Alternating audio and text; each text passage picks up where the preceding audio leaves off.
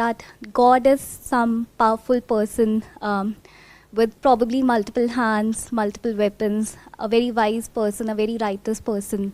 I guess this is the concept that we have created for our convenience.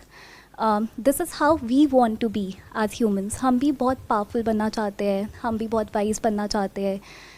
We also want to have those powers to create the world or to destroy the world. So this is a concept that has been created, and I guess this is my take on what is God. Then the second part of this question is, does he exist?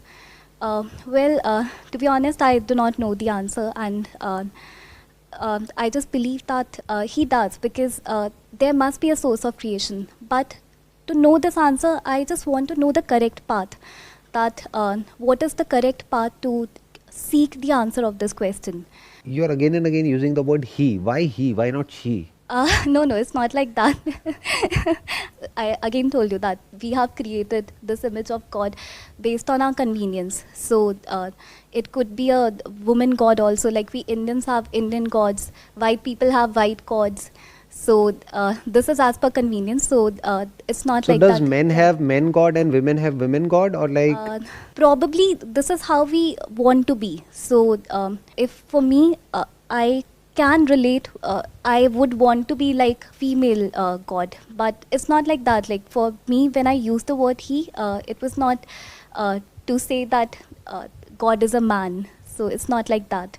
I'm not sure what God as a concept is. I really want to know the answer. I really want to know whether he exists or not. And again, I'm using the word he. I'm not sure if I should be using this noun to.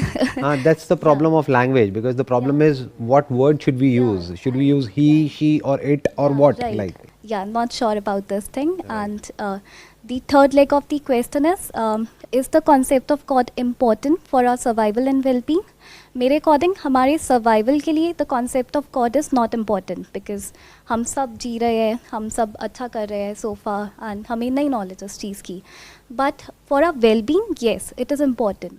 इसको यहीं से शुरू करते हैं आज के session को. आप कह रहे हो वेलबींग के लिए ये इम्पॉर्टेंट है, इस कॉन्सेप्ट को समझना या इस कॉन्सेप्ट का आंसर मिलना. Now what is wellbeing? क्या जानवर कंपैरेटिवली ज़्यादा वेलबींग के पास में है या हम लोग वेलबींग के पास में है? As far as living a life close to nature is concern, कौन ज़्यादा कनेक्टेड है नेचर से? जो कनेक्टेड है वो वेल है. Based on what you told, I guess animals. You guess और it's a fact? It's a fact. जानवरों को जितनी भूख लगती है उतना खाते हैं, जब पेट भर जाता है रुक जाते हैं. लेकिन हमारा मन नहीं भरता है और हम खाते रहते हैं. जब खाना चाहिए तब हम नहीं खाते हैं, जितना खाना चाहिए उतना नहीं खाते हैं. या तो ये कैटेगरी है लोगों की, या फिर खाते ही रहते हैं क्योंकि मन नहीं भरता है. तो हम फिजिकली भी वेलबींग की बातें करते हैं. क्यों करते हैं? क्योंकि हम बीमार हैं. जानवर कभी भी ये बात नहीं करेंगे आपस में, how is your wellbeing? They are all well. उनका जो बेसिक नेचर है उसके हिसाब से वो चल रहे हैं. Do they have the concept of God? ये कॉन्सेप्ट ऑफ गॉड कहाँ है? हम लोगों की लाइफ में है. तो इस कॉन्सेप्ट ऑफ गॉड का वेलबींग से क्या कनेक्शन है? It's not just about physical wellbeing. जी, again I told you, survive तो हम सब कर रहे हैं, काफ़ी अच्छा सर्वाइव कर रहे हैं. बट हमारी लाइफ के और भी बहुत डायमेंशंस है. Mental wellbeing being the one, then even spiritual wellbeing I guess is the other dimension. अब हमने दो चीज़ों के बारे में बात करी, एक है मेंटल वेलबींग, एक है स्पिरिचुअल वेलबींग. तो ये भी कॉन्सेप्ट्स हैं अभी हमारे माइंड में, राइट? अभी हमें क्लियर नहीं है कि एग्जैक्टली ये दोनों क्या होता है. As far as mental wellbeing is concerned, उसको हम फिजिकल से अलग समझते हैं, जबकि वो एक्चुअल में अलग नहीं है. जिसको मेंटल भी बोलते हैं वो बेसिकली केमिकल रिएक्शंस होते हैं हमारी ब्रेन में. कुछ पर्टिकुलर तरह के केमिकल्स रिलीज़ होने चाहिए. अगर वो अच्छे से रिलीज़ होते हैं तो हम अच्छा फील करते हैं, और अगर वैसा नहीं होता है तो हम बुरा फील करते हैं. फिजिकली जब हम बीमार होते हैं तो उल्टे सीधे थॉट्स आने अपने आप ही शुरू हो जाते हैं, और जब हम फिजिकली ठीक होते हैं तो सब कुछ अच्छा लगने लग जाता है लाइफ में. ऐसे ही होता है. तो इसको थोड़ा ध्यान से समझते हैं. पहले तो फिजिकल और मेंटल को हम अलग अलग समझते हैं, जबकि ये एक्चुअल में अलग अलग नहीं है. जानवरों को आप कह सकते हो फिजिकली भी वेल हैं और मेंटली भी वेल हैं, अनलेस एंड अनटिल कि हम उनका टॉर्चर करें. यानी कि इंसान आकर के उनको तंग करे तब तो प्रॉब्लम है उनके लिए. बट अगर इंसान उनको तंग ना करे तो कोई प्रॉब्लम नहीं है, उनकी लाइफ चलती रहती है. अब आपने एक और कॉन्सेप्ट की बात करी, वो है स्पिरिचुअल वेलबींग. और हमें लगता है कि हमारे मेंटल वेलबींग के लिए ये कॉन्सेप्ट ऑफ गॉड बहुत इंपॉर्टेंट है। तो आप एक बात बताओ, आपने देखा होगा लोगों को, कोई भी किसी भी रिलीजियस जगह पर लाखों करोड़ों लोग जाते हैं, क्या वो सब मेंटली और स्पिरिचुअली आपको वेल लगते हैं? नहीं लगते हैं। उनके जो एक्शंस हैं वो बिल्कुल अलग हैं उससे जैसे कि होने चाहिए। यानी दुनिया जहान के सारे गलत काम करते हैं, नाम भगवान का लेते हैं। तो फिर एग्जैक्टली क्या होता है इस कॉन्सेप्ट ऑफ गॉड से? यानी we are brainstorming upon this idea और this concept of God. Why do you want to understand it? जब जानवरों को ये नहीं, तुम्हारा गेट छोटा है चाहे जो भी। और सर, और जो वेलबींग के लिए भी इम्पोर्टेंट है सर, मुझे जो लगता है कि जैसे कई लोग इस कॉन्सेप्ट की वजह से गलत काम भी नहीं करते हैं कि जैसे अगर किसी का बुरा करेंगे तो आपके साथ भी बुरा हो जाएगा, या इसके साथ मैं गलत करूँगा तो मेरे साथ भी गलत हो जाएगा। तो इसमें इस कॉन्सेप्ट की वजह से कई लोग सही रास्ते पे भी चल रहे हैं। सर, जो मेरा टेक है रिगार्डिंग गॉड सर, मुझे लगता है कि एक बेसिकली एक सुपर पावर को, एक एनर्जी को एक वर्ड गॉड दे दिया गया है। जैसे सर बीज अपने आप पेड़ बन जाता है, जैसे चोट अपने आप हील हो जाती है। तो सर हमने गॉड को भी एक फॉर्म दे दी कि कोई सुपर पावर है जो वो कर रहा है ये डेट। उसी से क्वेश्चन आता है कि डज ही एग्जिस्ट और डज ही नॉट एग्जिस्ट। तो सर वो ही और शी एग्जिस्ट और नॉट से पहले हमें ये जानना चाहिए कि व्हाट इज़ गॉड। क्योंकि कॉन्सेप्ट से भी तो सर मुझे लगता है कि दोनों चीज़ हो रही है, अच्छा भी हो रहा है, बुरा भी हो रहा है। अच्छा ज़्यादा हो रहा है, बुरा ज़्यादा हो रहा है? सर अगर मास लेवल पे देखा जाए तो सर बुरा ज़्यादा हो रहा है। अच्छे लेवल में कि छोटे छोटे काम लोग अच्छा समझ के कर लेते हैं, जैसे किसी गरीब को खाना खिलाना है या अपने किसी के साथ बुरा ना करना। आई थिंक बच्चों के लिए तो ये कॉन्सेप्ट अच्छा है कि भाई अगर आप ऐसा करोगे तो ऐसा होगा, मतलब अगर ऐसा करोगे तो स्वर्ग में जाओगे, ऐसा करोगे तो नर्क में जाओगे, वहाँ पे गर्म तेल में तले जाओगे, व्हाटएवर। ये बच्चों को डराने के लिए बहुत अच्छा कॉन्सेप्ट है, हाँ जी, no doubt about it. But जैसे ही किसी का माइंड थोड़ा सा डेवलप हो जाता है और थोड़ा सा एक क्वेश्चनिंग माइंड होता है, इंटेलिजेंट माइंड होता है, साइंटिफिक माइंड होता है, तो वो ज़रूर क्वेश्चन करेगा इस पॉइंट को कि व्हाट इज गॉड। नॉट मेरा भगवान या तेरा भगवान या मेल या female, but what is God? What is the concept of God? Let me question that, let me understand it. And यहाँ पे एक और चीज़ समझने वाली है कि आप ये मेरे से क्वेश्चन पूछ रहे हो, और अगर मेरे से पूछ रहे हो तो क्यों पूछ रहे हो? आपको ऐसा क्यों लगता है कि मुझे पता है इस क्वेश्चन के बारे में? या डिस्कस कर रहे हो, या आपको ये लगता है मुझे भी नहीं पता है, आपको भी नहीं पता है, चलो डिस्कस करते हैं, जैसे चार दोस्त बैठे हैं मिल करके डिस्कशन कर रहे हैं। तो what's your opinion regarding that? हाँ, आप कुछ कहना चाहते हैं? सर, मुझे ऐसा लगता है कि स्ट्रेंथनिंग के लिए हमारी इनर आउटर हम गॉड को सीख करते हैं।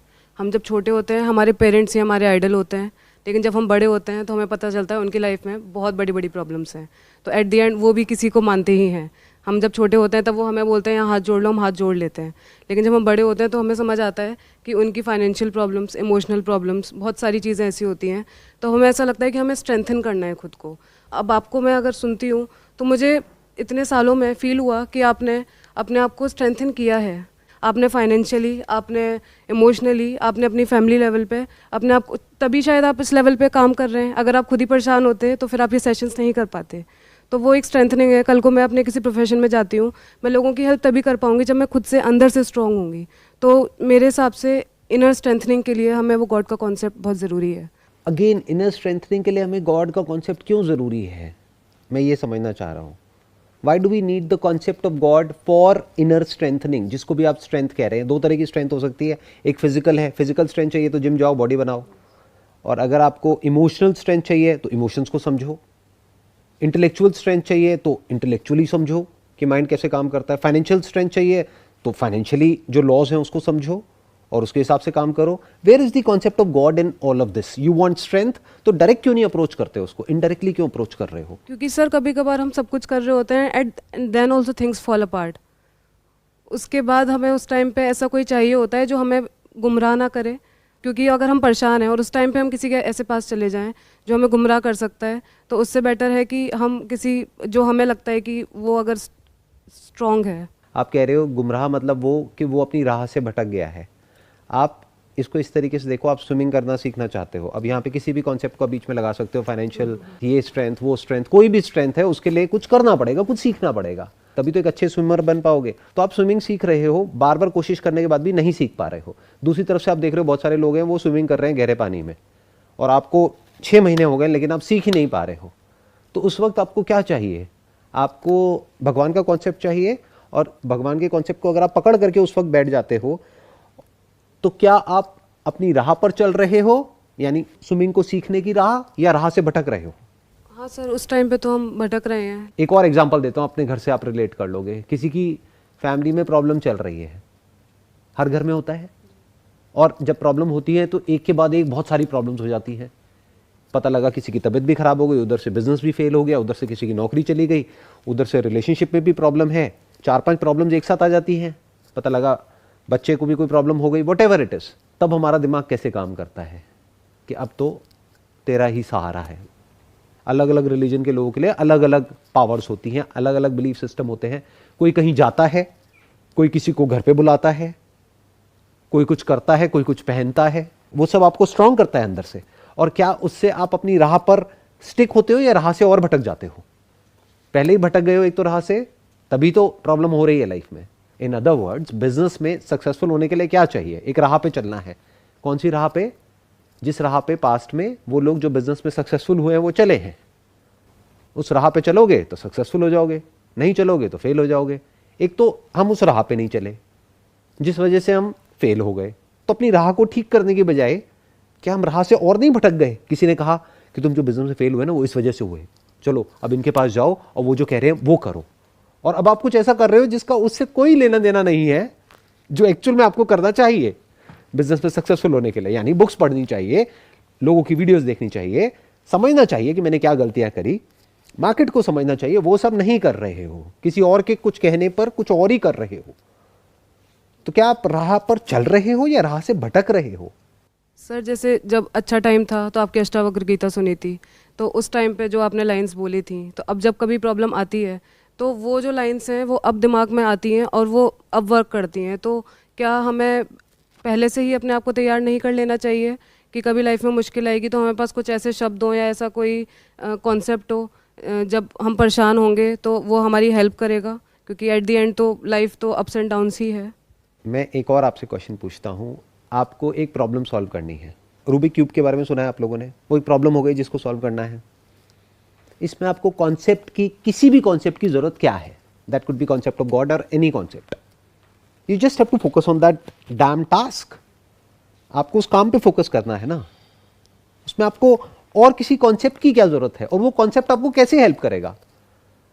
उस वक्त भगवान आकर के तो आपको नहीं बताएगा कि इसको कैसे सॉल्व करो। आप जैसे बता रहे हैं, हम कोई काम कर रहे हैं तो हमें उस काम पर फोकस करना चाहिए, विच आई टोटली अग्री कि हमें उस टाइम पर ऑब्वियसली हमें बहुत लॉजिकली सोचना चाहिए। बट अगेन ये क्वेश्चन आई थिंक सबके ही माइंड में है regarding this concept of God, because हमने ये जस्ट लोगों से सुना है भगवान होते हैं या फिर भगवान नहीं होते। आई थिंक अगर हम इस ज़िंदगी में आए हैं तो हमें कोशिश करनी चाहिए कि जो भी हमारे अंदर क्वेश्चंस हो हम वो सब पता कर पाए। सो फॉर मी ये क्वेश्चन इसलिए रेलेवेंट है, आई वांट टू नो कि क्या भगवान मेरे अंदर है जिसको अभी तक मैंने शायद एक्सप्लोर ही नहीं किया, so that I can know about my self. हम क्या कर रहे हैं? हम बहुत सारे कॉन्सेप्ट्स को एक साथ में मिक्स कर रहे हैं। सबसे पहले एक कॉन्सेप्ट को आराम से ठंडे दिमाग से समझते हैं। What is the concept of God in your mind? सबसे पहले मुझे आप ये बताइए, फिर मैं बताऊंगा कि भगवान आपके अंदर है, बाहर है या नहीं है। पहले आप मुझे बताइए